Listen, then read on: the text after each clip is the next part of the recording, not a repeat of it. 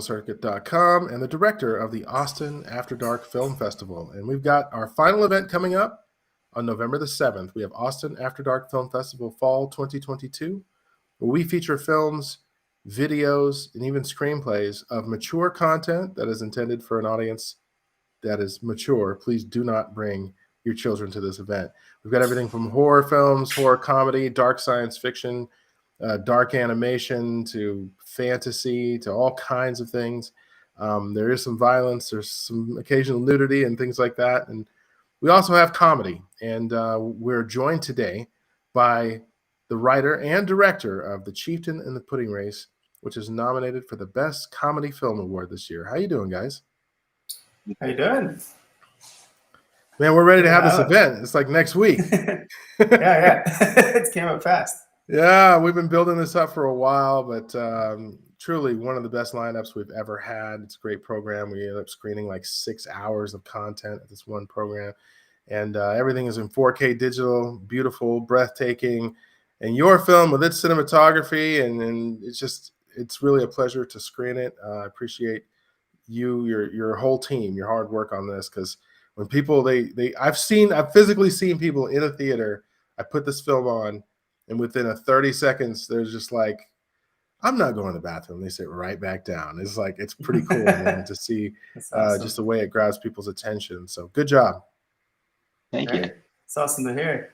Yeah, man. Well, let's talk about it. I want to tell everybody what it's about, but I can't do that because I'm the type of person that'll tell the end like right away. So who's going to give me the synopsis?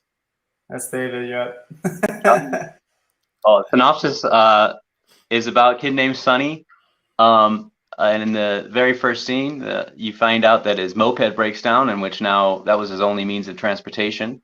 And he's going to have to start hitchhiking throughout the time of the film. But during this happens, we start to see where he works, who his friends are, where he goes on Main Street. And the camera follows him around during about a 3 or 4 span day of his life. All right. Well, this seems a lot like it came from someone's life. When you're watching this, it's almost like the truth is stranger than fiction type of experience that you have.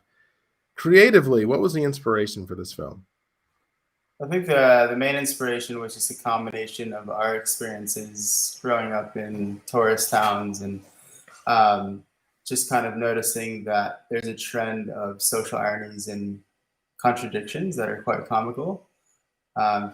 Feels like everywhere you go, for me, traveling to multiple places in the world, experiencing some of these towns that are pretty similar to one another. It's kind of there's a different image, but there seems to be kind of a same underlying motive behind them, or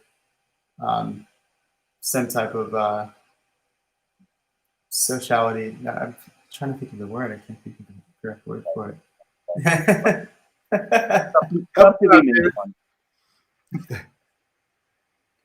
of the same structure to them, yeah. Yeah, you're seeing like a cultural similarity, and what's great about a film like yours is it kind of takes you to a place, maybe not you guys, but it takes most of the audience to a place that we probably don't go to on a day-to-day basis. It's like I like to experience a different world, and that's what I get when I watch your film. Talk about some of these experiences to put this together, David. What happened here? Well, Shane came to me with a 1-page story, and literally, like, he wanted to. This was really early on. He wanted to integrate the fact that he sees specifically a girl kind of at the punk show and at the house party, and just kind of sees her around everywhere. And that was like this one thing. Is like, okay, well, let's keep that. Let's assume that. But then we just started pulling from like just weird stuff in life. I don't know. Like I got a couple friends that were hitchhiking across the U.S. and I was like late night, and I just recorded this guy telling his experiences, and that became the Wolf Pup kind of storyline, which is the guy that picks up the main character in the car, that came literally word for word from what my friend told me happened. And I thought it was beautiful. I thought it was jarring too. I thought it'd be like, wow, people they're gonna really feel scared, like. Yeah, I think we're trying to identify some of these experiences only people, if you know these type of experiences, like this, there's all of these different types of people that are like this in this town specifically that will just pick you up and just start talking to you. Yeah, No.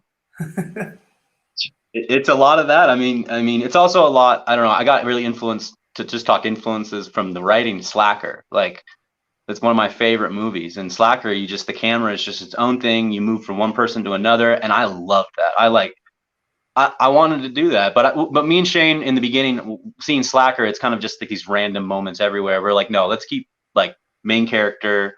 Let's have him want something, and let's go from there. And then let's still integrate all these real life people, like people that are getting broken up with in the front of the store, or like stuff like that. Like that scene, like you word for word heard that at a coffee shop, right? That exact script. Oh no, that was my friend getting into a relationship with his girlfriend.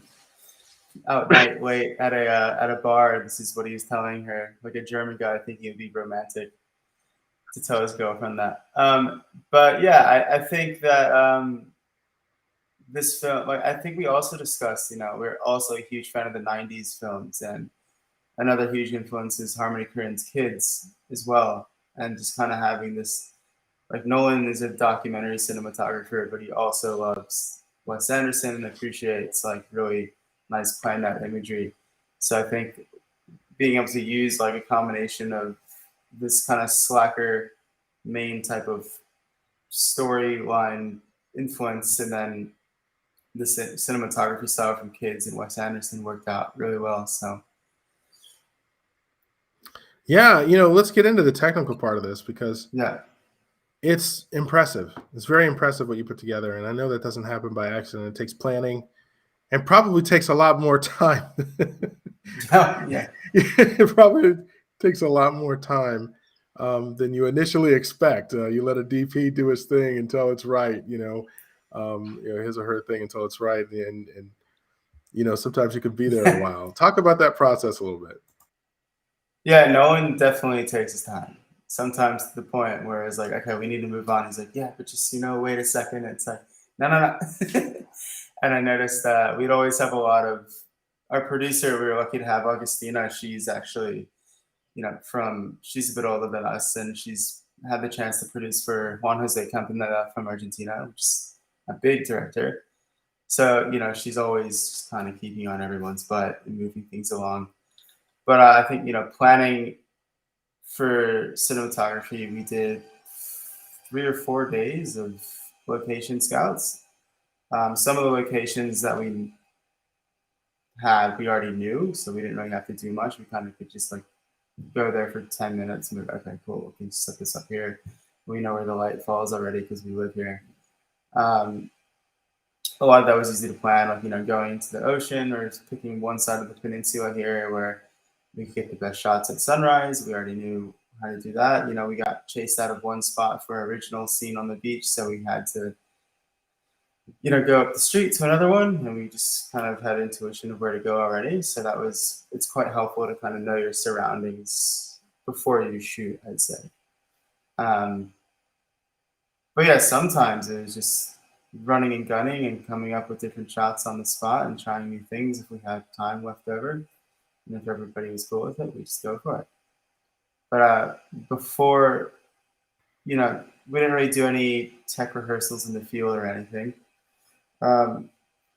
There's a production house here named Cine 2481, and Leo, the English guy that owns it, was super awesome with helping us out, gave us a huge discount. Let us do about 3 or 4 camera tests with all of this different kind of camera gear.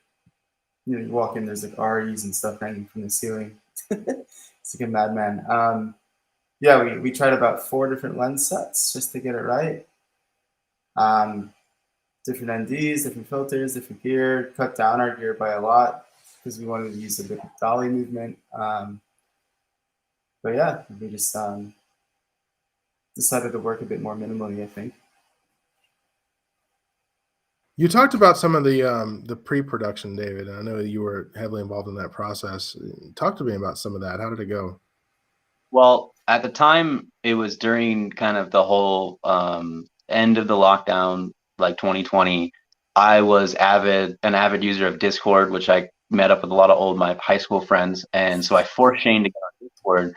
And so instead of me loading up Counter-Strike, he'd be like, "Let's write this film," and I'd be like, "That's probably a good idea." So anyway, we wrote for like 6 months. Like I said, he came to me with one page, and we just kept expanding it, and we kept having a lot of fun with it. It's crazy to see the script because the script is not. I think Shane did an amazing job of taking what I told him. I'm like, this script is just a base idea. Like when you get on set, like have fun with it. And there was one scene I didn't even want to be in the film, and Shane went out and filmed it as himself.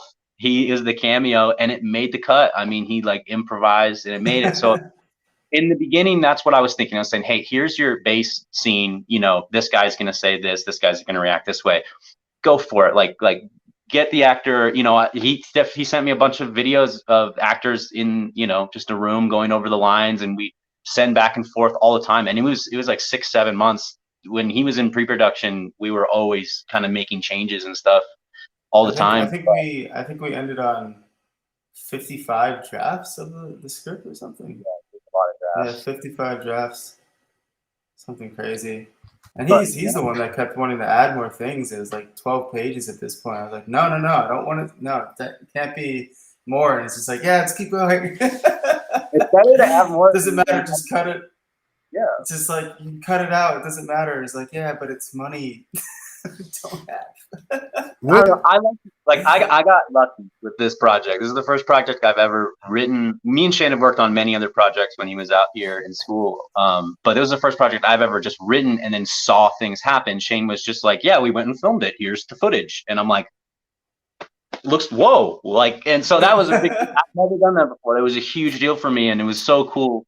Shane did all the hard work. It felt like I was just sitting with coffee, like, well, what if, you know, like, so that was and I had a blast. But, you know, later on down the line, of course, we would get into very specific things. What color shirt is she going to wear with this backdrop? You know, like one of my favorite color things we did was when Sunny steals a skateboard, and there's a model being photographed in front, and you got that pink car. It's like I forgot the exact model of it. I mean, an old car, and it was, yeah, you were starting to do extreme, like, what color palette are we going to use for this one shot, you know? And I was like, okay, cool.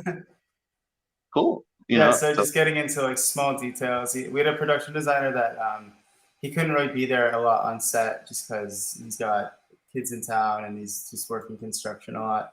So, but he just came up, you know, with this idea that was just this really nice color palette, and where and when we should use it. And, you know, how to define a character throughout the film. You know, he kind of gave us this idea where Sunny should feel defeated, so his clothes should get more worn out by the end, whereas Abby, who is the girl in the film at the end that punches him, kind of looks way, you know, more glowing and more vibrant and more like kind of dominant and angelic, I would say. So she kind of starts off as the weary traveler and becomes up here where Sunny kind of becomes the opposite. All right. Well, it sounds like you've kind of started to form your workflow, your team here. It'd be good to hear what you have coming in the future. What's next for you guys? And why didn't you turn this into a feature? Well, I think the writing, the things I started writing first was a travel series, just a backpacker series. And based on that writing, we pulled this out of it. So I think I'm going to continue to write that. And David and I also have a story from that I think we decided we're just going to like to write into a feature. I personally have another short film coming up in December, which is a hospitality-based short film. It's a bit different, where the main character is talking to the camera as a monologue over the course of 16, 17 scenes. So the main character actually has lines this time, which would be a bit interesting. And then, I think David's got some things going on in his world as far as writing goes. I don't know if he wants to keep them under wraps or not, but I've been working on like a long project. But for this film, Shane had, like he said, he wanted to do like a TV show series about different people that are different kind of traveler vagabond types, you know. And he gave me I'm not kidding. This guy sent me 200 pages of script, and I looked at him and goes, I don't think anyone's going to give us any money for this. We got to make a short film. We got to make something that. No, that's exactly how it went down. I was like, Yes, no one. pretty much. So that's how Chieftain came about, is because he had a bunch of other scripts. He had features in, and I had stuff. I mean, we both had stuff, but when Chieftain came around, we're like, hey, this will be a fun short film. This would be something super fun to do with cinematography, with writing, with having actors and actresses engage in a comedic, you know, scene, and then have it work. I mean, and have it the tempo right. And we thought, okay, if we do that once, we can go, okay, sweet. We got one under our belt. We can now shoot for something a little bit higher, have something in the background, and then meet people. I mean, Shane, you've met so many people. I didn't know Nolan before. I didn't know Augustina. I mean, they're amazing people, and They just know David as the guy for the video. Yeah. The guy from the video with the Bronco shirt on. Yeah. Yeah. I think in the future, yeah, we're also possibly in February going to do. Well, I mean, I've started writing it, but I'm going to pass it by David. It's just going to be like a micro breakup short, like more visceral, over dramatized comedy.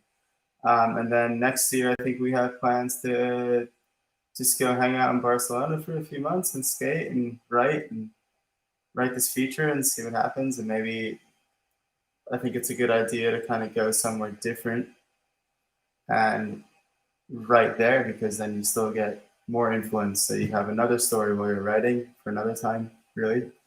More experiences while you're actually writing. So it's lots of influence while you do it. But yeah. All right. Well, man, this has been great. How do people get in touch with you if they want to? Yeah, I think the best way is just to shoot us a line over at the Chieftain of the Pudding Race on Instagram. For us, that's the best way. We're both on it. So. All right, good stuff. Is there anything else you want to add before we go? I'm all good, David. No, thank you so much for having us on. And besides, thanks for having us. Yeah, of course. Yeah. No worries. I appreciate you. And thanks like I to said, all the thanks to all the judges over at Austin After Dark for letting us into this adult and fun film festival. It should be interesting. Thank you. I appreciate the kind words. They work hard to watch all these films and get them ready for the festival. So we appreciate, again, you sending us great work that makes us look good in front of our audience. So we appreciate it. Hopefully we'll see you guys at a future event. Yes, definitely. All right. Take it easy.